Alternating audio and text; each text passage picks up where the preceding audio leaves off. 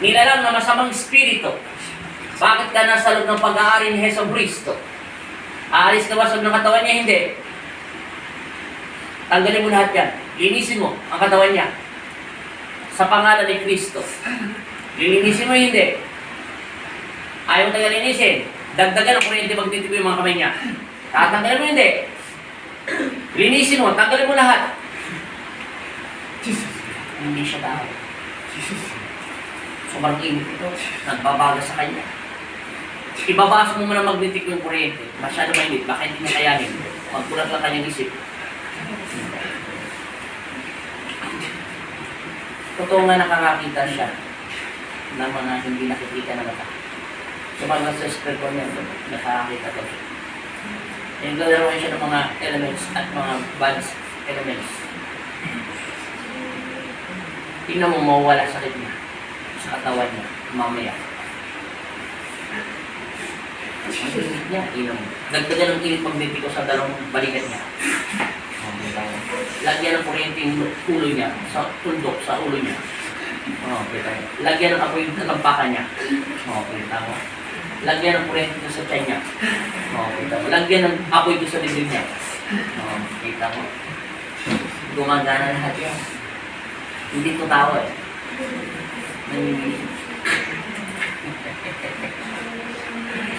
Iyan mo na ito.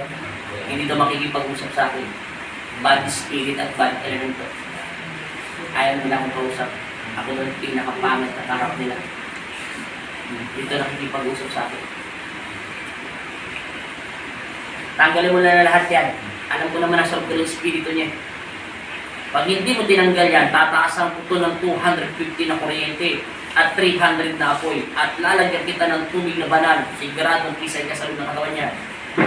Maniwala ka sa akin. Gagawin ko ang sinabi ko pag hindi mo pinalas.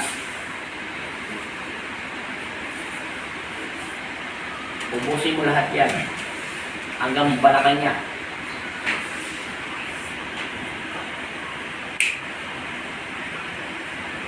Yan yan.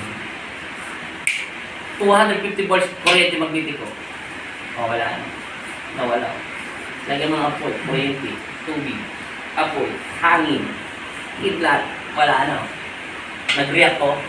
Umayaw yung kalaban natin. Wala na siya sa espiritu. Hintuloy kami ni Kristo. Huwag ka nang papasok sa espiritu niya. Dagdagan na mainit magnetiko.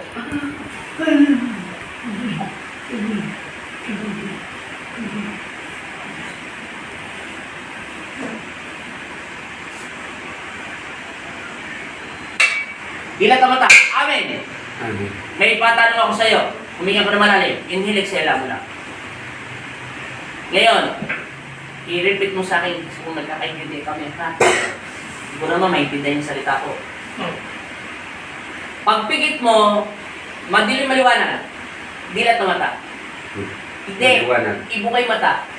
Pagpikit mo kanina, madilim yung mata mo, maliwanag ka ng konti. Medyo maliwanag. Kanina, Oo. madilim maliwanag. Medyo maliwanag. O ngayon, pumikit ka. Maliwanag, madilim. Medyo maliwanag. Oh, magkaiba sila, di ba? Pasalamat ka, kinuha ng ni Papa Jesus. Ngayon, ibukay mata. Inumin mo muna itong tubig at ibabayin pa. Para sugat yan kahit katiting.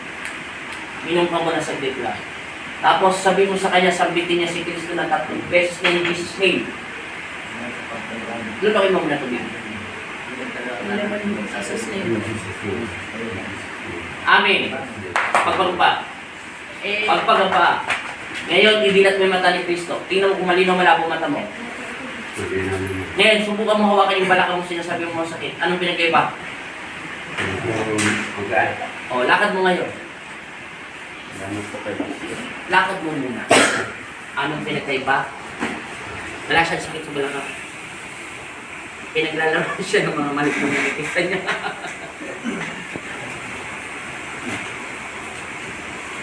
Ngayon, anong pinagkaiba mo ng lakad mo ngayon, kuya? Para sa'yo. Anong pinagkaiba? Parang ano? Yung paglakad ko kasi nung lumakad ako, nahihirapan ako dito. Magagano. Ngayon? Maganda naman. Walang nakipil ko na parang wala yung nararamdaman ko. Palakpakan mo sarili mo. Salamat po sa akin. Yung nakikita mo, totoo. Minsan di ako naniniwala sa pasyente ko. Minsan dala lang ng sakit ng eliminasyon ng kanilang utak pag-isip. Pero, totoong nakakita siya. Nakita ko yung nakikita niya. Ilang beses ka nakakakita ng mga maitim. Yung hindi ko malimutan yung yung nakanta niya makapang ko. Bad spirit siya. Bad element. O pwede niya kaya niyang gawin matanda, pwede niya gawin pinaka mas matanda, pwede niya gawin na maitim na makabambo. Lahat kaya niya gawin. Kahit ano pa na tao. Bad element siya. Wala na stress. Naalala mo to? Teka lang. Naalala mo kanina yung pinitik kita ng posporo kanina. Pumikit ka na yun. Ito sasadyain ko talaga ito kuya. Amin. O, tingnan mo. Wala sakit, di ba? Ibulat mo yung mata mo. Itulak mo. O. O. Paano nangyari yung kanina? Napapasok ka lang. Matagal na sa'yo yan. Okay na. Salamat. Bye-bye. Paalam na. Mo tayo. Salamat sa Diyos. Sige, biomechanics na kuya.